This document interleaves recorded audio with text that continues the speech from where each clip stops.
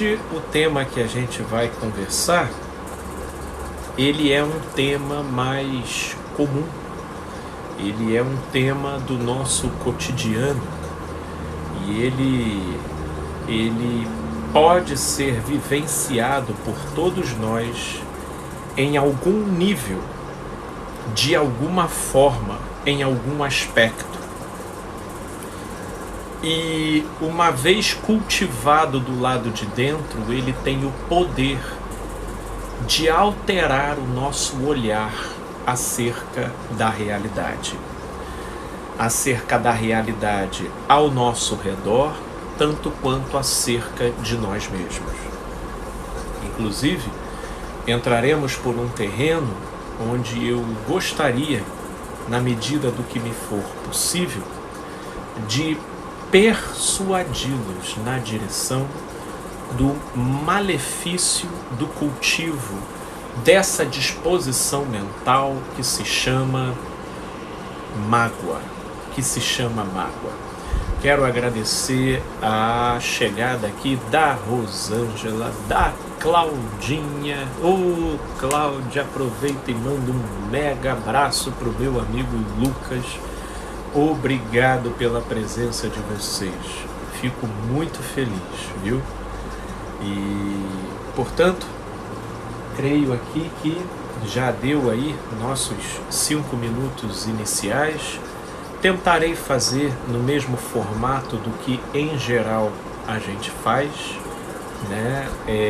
Que é os primeiros 30 minutos do desenvolvimento de uma reflexão sobre o tema, e os 30 minutos finais eu ficarei atento para comentários, relatos e qualquer coisa, dúvidas, né, ou até acréscimos que possam ser trazidos para enriquecer aqui a nossa reflexão.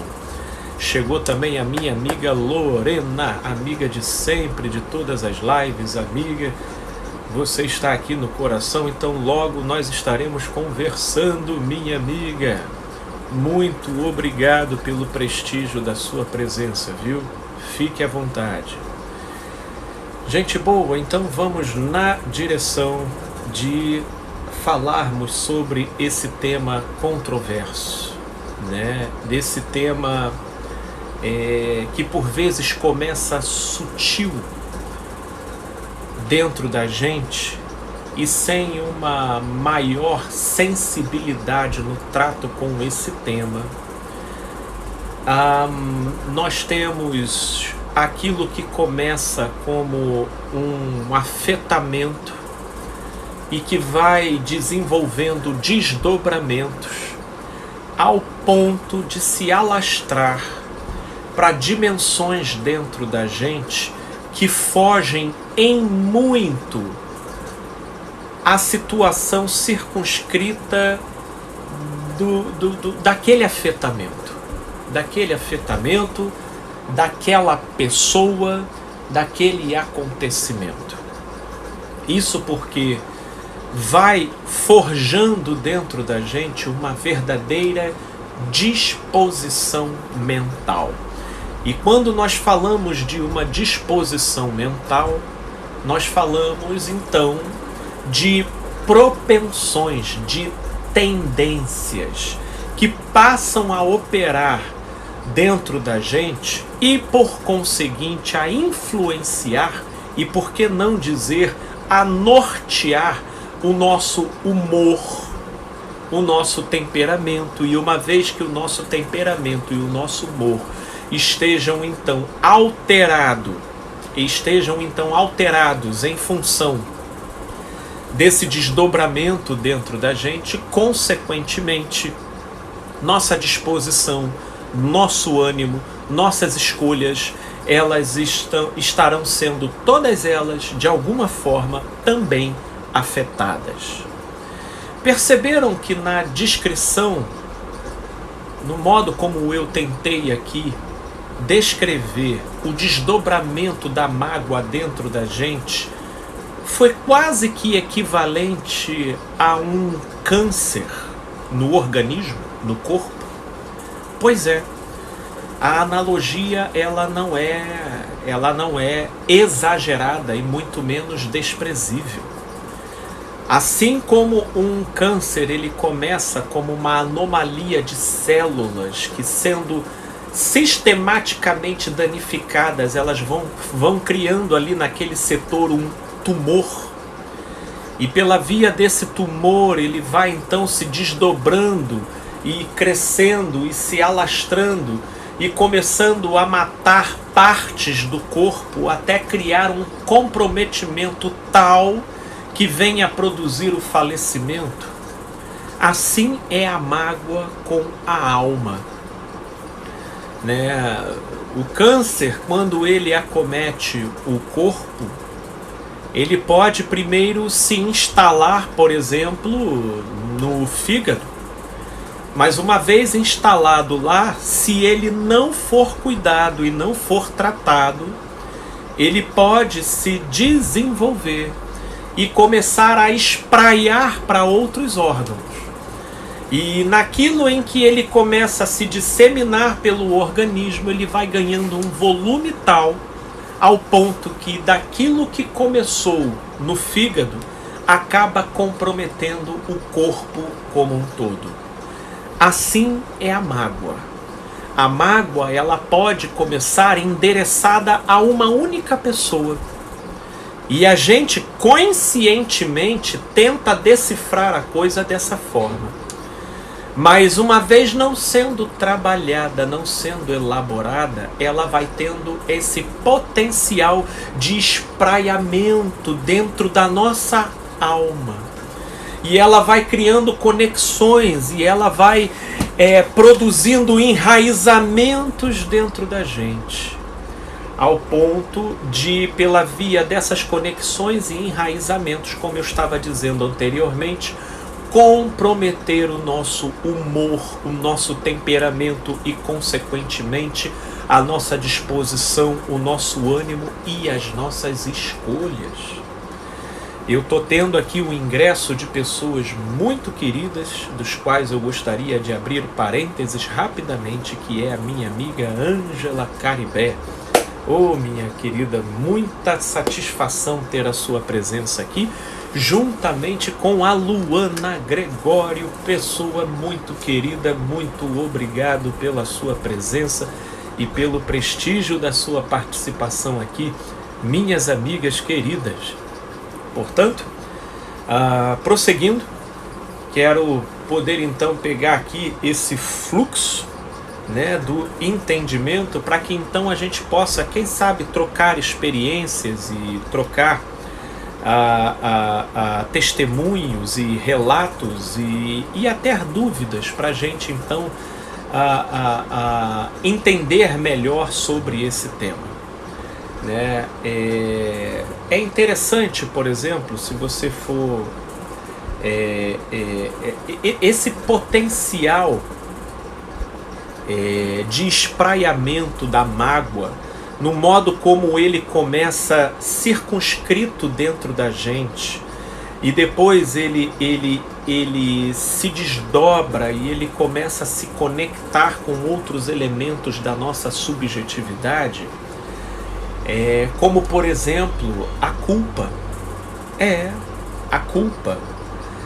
Outra conexão possível é o complexo de inferioridade. Outra possível é a ilusão do complexo de superioridade. Outra possível é a rigidez do justicismo que se implanta na alma. Ora, o que eu quero chamar por justicismo aqui? É quando a rigidez da pessoa por aquilo que ela pressupõe ser o certo fica tão empedernido que ela perde a umidade dos afetos no modo de se considerar as coisas, né? Portanto, a mágoa, ela se conecta com o orgulho. Sim, o orgulho, né? Que talvez o conceito mais próximo sejam os brios, que tem a ver com a imagem idealizada que a pessoa tem sobre si e a raiva que ela alimenta e se autoconsome pelo modo como essa imagem foi comprometida pela violação que o outro cometeu sobre ela. Essa raiva relativa a outra pessoa não tê-la respeitado da maneira como ela gostaria, uma vez sendo cultivada, conduz para a mágoa. E a mágoa, então presente, ela vai se condensar e se conectar a longo prazo com todos esses sentimentos que eu comentei aqui com vocês. Culpa, raiva, o justicismo que nulifica na alma as suas sensibilidades, inviabilizando a produção da compaixão, né, da misericórdia e de todos aqueles sentimentos que trazem não só umidade, mas flexibilidade para a alma não enrijecer a tal ponto a desembocar uma possível psicopatia. Porque o que é a psicopatia, senão a anulação de determinadas sensibilidades, flexibilidades e afetividades da produção espontânea da nossa alma na direção do outro, né? E aí começam a ser produzidas certas configurações complicadas, como por exemplo, a alegria quando vê o outro sofrendo. Isso é uma configuração complicada. Toda vez que o outro está vivendo ali uma determinada tragédia, a pessoa ela sente algo da ordem de uma satisfação mórbida. Ou toda vez que ela vê o outro sendo bem-sucedido, ela fica triste. Ela fica triste, ela se entristece e por vezes até se revolta. Ela fica revoltada, como pode alguém como essa pessoa ficar bem-sucedida? Dependendo do lugar onde ela esteja na interação com esse outro, ela então começa a competir e aí entra até o desdobramento da inveja. Veja como que a mágoa ela vai produzindo superprodutos e vai criando um cenário cuja reverberação vai se desdobrando na criação de outros sentimentos que produzem um sistema vibracional completamente comprometedor para o próprio indivíduo. A mágoa, ela é um sentimento que inevitavelmente conecta a gente com o outro, porque ela não permite que aquilo que aconteça com o outro passe desapercebido por nós. É o estabelecimento indireto de uma formação de compromisso da subjetividade do sujeito com esse outro, como se ela se auto-obrigasse a, de alguma forma, a manter a disposição de certos sentimentos contra esse outro, na intenção de puni-lo, na intenção de lançar sobre ele aquilo que a pessoa então acha que esse outro mereça. Só que é aqui que se estabelece o ledo engano de todo esse processo. Certa feita, essa frase não é minha, né, mas ela virou praticamente uma sabedoria popular, porque você encontra à torta e direito transcrito de que o ódio é um veneno que você bebe, na verdade é um veneno que você bebe esperando que o outro morra. E por que eu utilizei isso na direção do ódio, quando na verdade nós estamos conversando sobre mágoa? Ora, porque são vasos comunicantes. Mágoa, ódio, mágoa, eles estão se comunicando. O ódio, eu diria, ser a efervescência da mágoa. A mágoa, ela é aquela qualidade do ressentimento que produz em nós um ponto de sensibilidade que toda vez que é tocado, ele expele um quadro reativo na direção do que seja negativo. Seja na forma de um justicismo, seja na forma de um orgulho, seja na forma de uma raiva, seja na hora de uma apatia, ou seja, de uma total ausência de sentimentos, né? Enfim, a mágoa, ela é aquela condição a longo prazo de uma coisa que começou como uma reação, mas uma vez sendo alimentado, passou então a criar raízes e conexões dentro da gente. Ela pode se transformar num ódio, ela pode. O ódio, eu diria que é a mágoa elevada ao cubo, né? O ódio, ela é aquele tipo de disposição onde direta e objetivamente a pessoa vive em função daquele sentimento. Eu diria que o ódio, ele está em sua equivalência na direção oposta daquilo que significa o amor. Assim como o amor, na verdade, existem muitas similaridades entre amor e ódio, né? Sendo que ambos habitam polos opostos.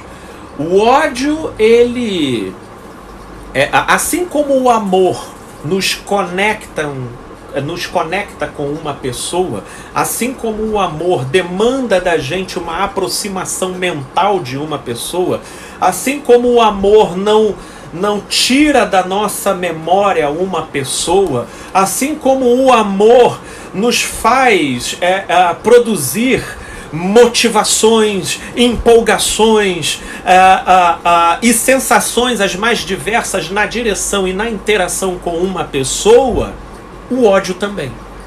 O ódio também te conecta com uma pessoa, o ódio te faz não furtar uma pessoa da sua memória, o ódio, ele contingencia sensações e mobiliza pensamentos e impulsos na direção de uma pessoa, só que o amor na qualidade do que seja bom e o ódio na qualidade do que seja ruim.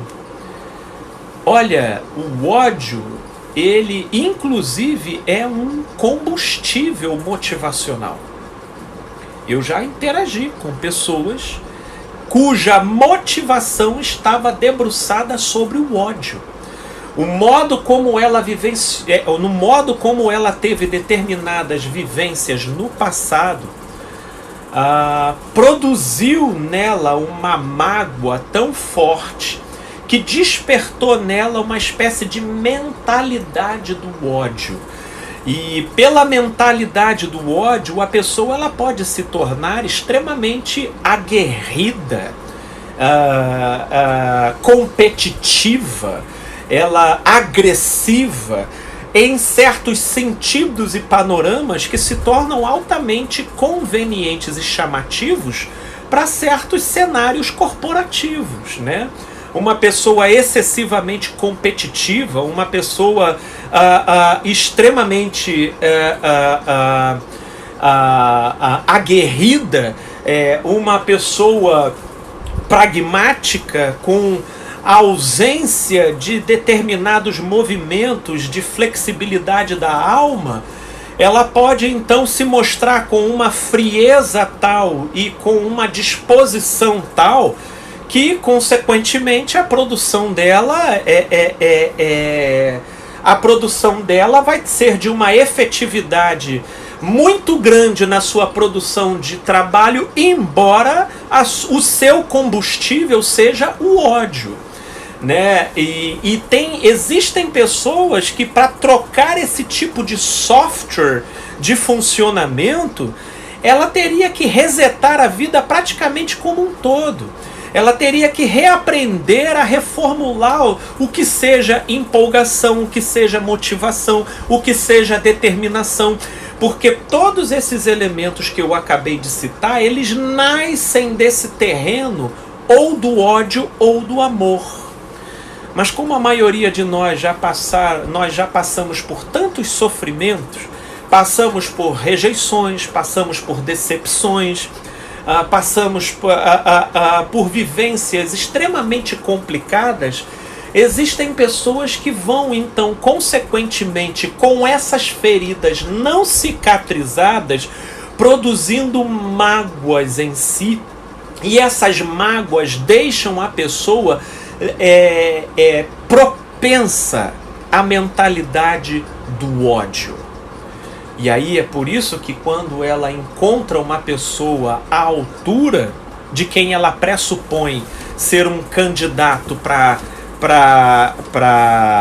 pleitear uma determinada carreira, um determinado cargo, um determinado segmento, ao invés de ela se bastar, ela compete. Ao invés de ela ajudar, ela boicota. Ao invés de ela criar ou contribuir para um cenário, né, para um cenário, né, de maior harmonia, ela tem uma mórbida satisfação em semear contenda.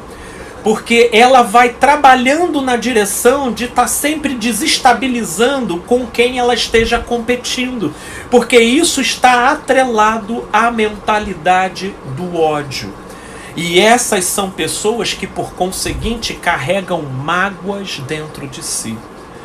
Então, vamos voltar a fita lá para trás do que nós estávamos falando no início e dizendo acerca do malefício, do que representa fazer gestão de mágoa a longo prazo dentro da gente.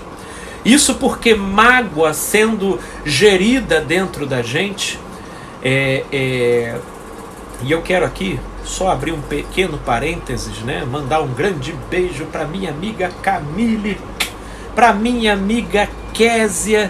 Olha que maravilha, obrigado pela honra da presença de vocês aqui e tantos outros. Eu vi que a Gisele entrou, tem muita gente querida aqui, tá, gente? Eu tô até não cortando aqui a linha de raciocínio para eu não me perder, mas fechando parênteses, eu tô muito feliz aqui com todos vocês, viu?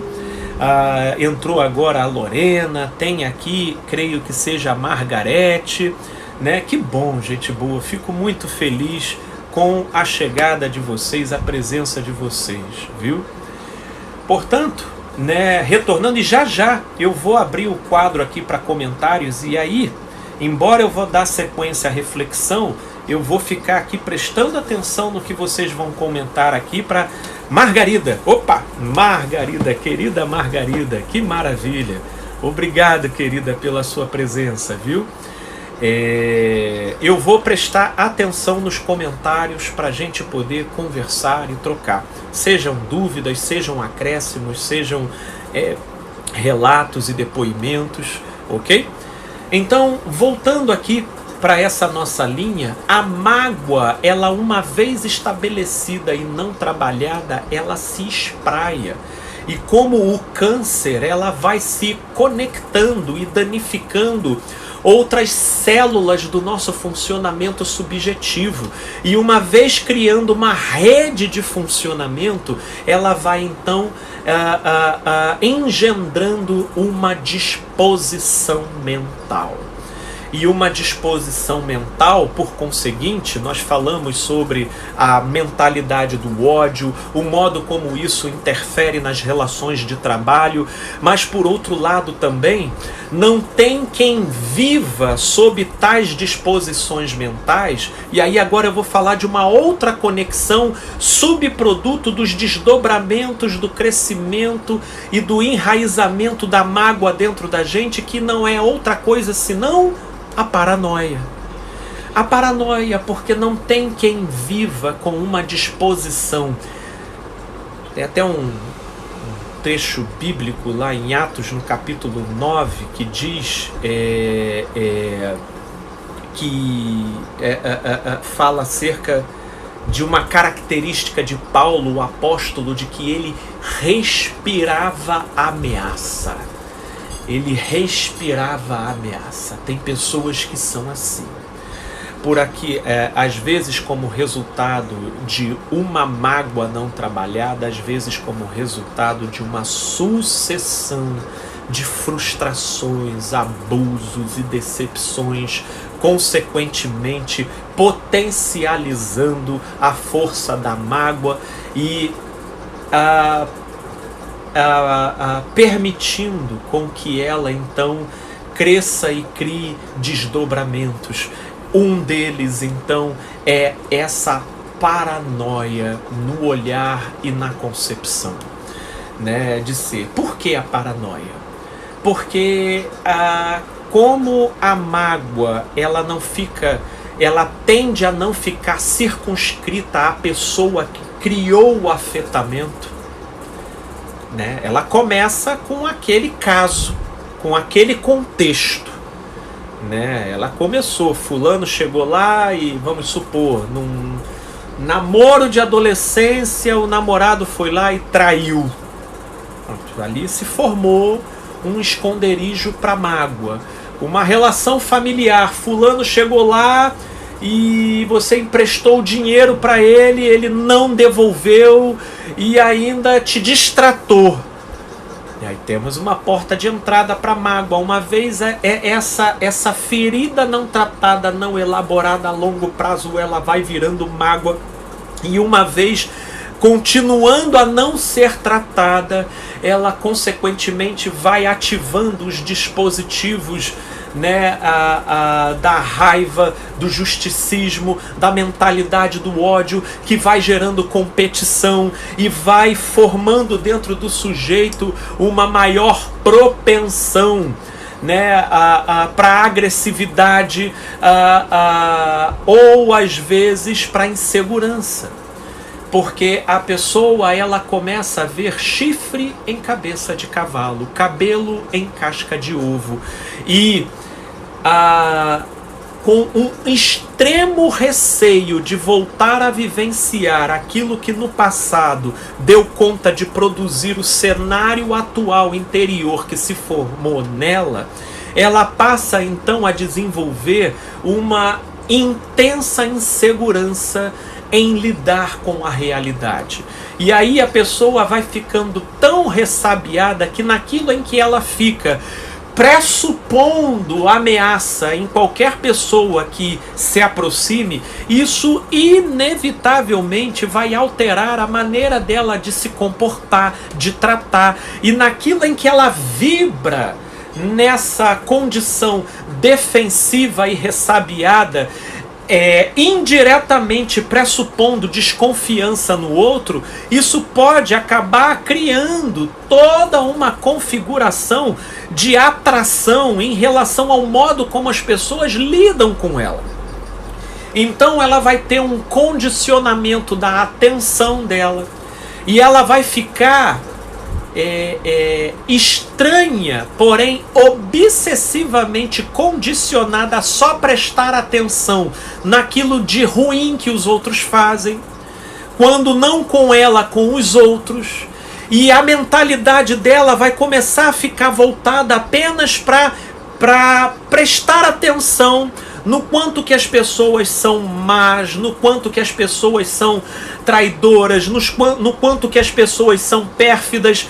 E aí essa mentalidade começa então a interagir com a realidade no intuito de adquirir confirmação para aquilo que dentro da pessoa se transformou numa convicção, numa crença de que o mundo é hostil, pessoas boas não existem, a melhor maneira de se viver é caminhando com uma pistola na cintura. E isso falando subjetivamente, porque se piscar mal piscado para mim, eu já por segurança já estou dando um tiro no pé, só para tentar dirimir a possibilidade dessa pessoa me causar algum mal. Eu estou falando metaforicamente, mas é com essa energia que muita gente anda, odiando o mundo, por medo. Medo na verdade, medo de vivenciar, de revivenciar aquela experiência originária de uma marca que, não tendo sido elaborada e tratada, forjou dentro da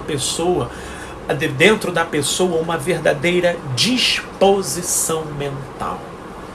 Veja como que desde o início a gente veio falando de múltiplos desdobramentos e conexões que a mágoa pode produzir dentro da gente, consequentemente causando uma alteração do olhar, uma alteração do discernimento, né? E uma pessoa assim, preciso agora citar a ansiedade como sendo um dos desdobramentos.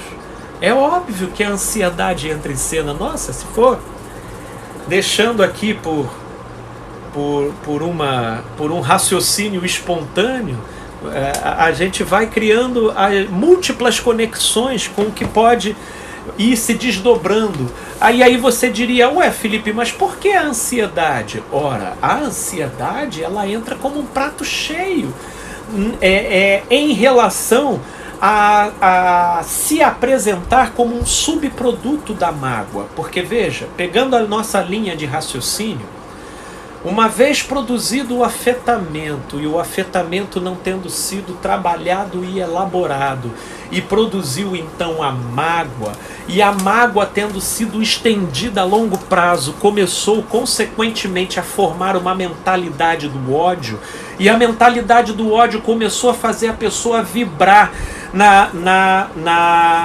no aspecto da raiva e do ressentimento, que deixa de ficar circunscrito àquele contexto e àquela pessoa que provocou o afetamento, e começa então a se projetar em diversos contextos e situações da vida como um todo da pessoa. Ora, uma vez gerando a paranoia, que é um subproduto da culpa, pelo modo como a pessoa vibra na relação às vezes com quem ela nem conhece, não tem como não surgir a ansiedade. A pessoa ficar com um profundo medo de novas relações, extremamente ressabiada com certas aproximações, sabe? E ela então perde o calibramento do discernimento que seria recomendável para ela melhor interagir com a realidade, porque a leitura dela fica sempre tendenciosa. Em outras palavras, ela perde a capacidade de ver pontos positivos nos outros. Qualquer pessoa que lhe cause estranheza é um demônio em potencial. E ela quer se esconder, e ela quer se defender, e ela mal sabe que isso são subprodutos derivados de mágoas não processadas e não trabalhadas dentro da gente. Ora, estou aqui falando um tempo que só sobre como a mágoa se desdobra, mas aí fica ainda a pergunta que não quer calar. Felipe, como a gente resolve isso? Né? Como a gente resolve isso? Em primeiro lugar, de uma maneira um tanto quanto resumida, eu já posso dizer para vocês: mágoa não se resolve por sentimento. Não se resolve. Até porque a mágoa é uma deformação do sentimento, né? Aí vem até a pergunta aqui do Alexandre: como podemos combater a mágoa? É isso, Alexandre, é nessa esteira. Como a mágoa é uma deficiência do sentimento, a pessoa ela não pode pressupor, esperar o ranço passar para então ela pressupor que a mágoa foi embora. A mágoa ela se forma porque ela é alimentada. Então, para se combater a alma, precisa ter uma disposição da consciência via decisão de não alimentar mais nada que espontaneamente seja produzido nas suas sensações na direção da mágoa. Conseguiu captar? Em outras palavras, vamos lá. O sujeito ele precisa decidir que ele não vai mais alimentar nele nada que em termos de pensamentos e sensações venham a estar alinhados na direção da mágoa. Aí, imediatamente já surgiria nele o pensamento: mas Felipe, esse não é o meu direito? Olha o que a pessoa fez. Mas você não vai estar fazendo isso pela pessoa. Esse tipo de decisão a gente não toma para beneficiar o outro. Essa decisão a gente toma em benefício próprio. Porque, como eu estava dizendo no início, como pode você tomar um veneno e esperar que o outro morra? É contraproducente, né? A nossa cultura patrocinadora do ódio, ela conseguiu convencer a gente de que odiar e ressentir é um direito que você tem por aquilo que o outro te causou. Eu, por exemplo, proporia uma nova interpretação. Eu diria que sermos afetados por aquilo que o outro faz é inevitável. Ponto. Não existe hipocrisia aqui no que nós estamos falando. Se uma pessoa me causar um mal, a raiva vai estar em mim, os pensamentos, os impulsos, todos eles estarão em mim. Mas é Paulo, o apóstolo, que diz uma coisa que lança uma pista, né, nessa nossa reflexão acerca da resolução da mágoa em nós. Ele diz o seguinte: irai-vos, mas não pequeis. Não deixeis que o sol se ponha sobre a vossa ira. Vamos refletir sobre isso? O que ele estaria querendo dizer com isso? Lá em Efésios, na epístola de Efésios: não deixeis que o sol se ponha sobre a vossa ira. Ora, deixar que o sol se ponha passa para a gente a ideia de um dia que passou. Em outras palavras, ele se utiliza de uma metáfora onde ele diz: olha, não deixe a ira muito tempo cozinhando aí dentro de você. Porque a coisa começa como ira e vai se desdobrando em outra coisa, dependendo do alimento que você concede para ele. Dependendo do alimento que você concede para ele. Aí começa como ira, que é uma resposta natural. É natural, tá? Existem aí muitos ramos da psicologia que querem psicopatologizar a ira, mas a ira não é doença, a ira é uma manifestação natural, bem como a alegria, bem como a tristeza, enfim, é algo neuropsíquico, evolutivo, absolutamente natural. Agora, o processamento que a gente faz em cima desse sentimento pode desembocar na mágoa, pode desembocar no ódio. Portanto, não deixeis que o sol se ponha sobre a vossa ira. Portanto, se prevenir contra mágoas não é você trabalhar ao ponto de você nem ligar para o que as pessoas fazem. Não. Eu jamais trabalharia na direção de produzir postes de ferro. Não, postes de ferro é que não sentem. Humanos sentem, eles possuem alma.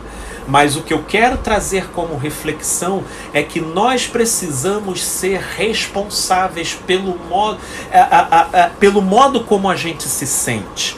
A gente não tem como fazer gestão do modo como o outro se comporta, mas a partir dos afetamentos produzidos em nós, isso é com a gente.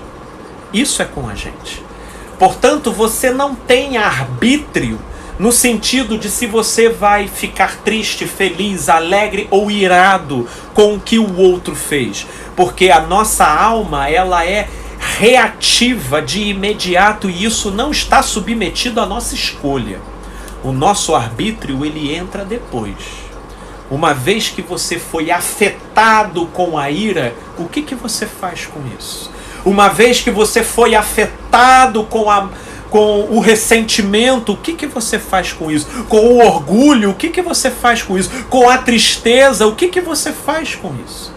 É o que você faz com isso que poderá te conduzir ao perdão ou poderá te conduzir à mágoa.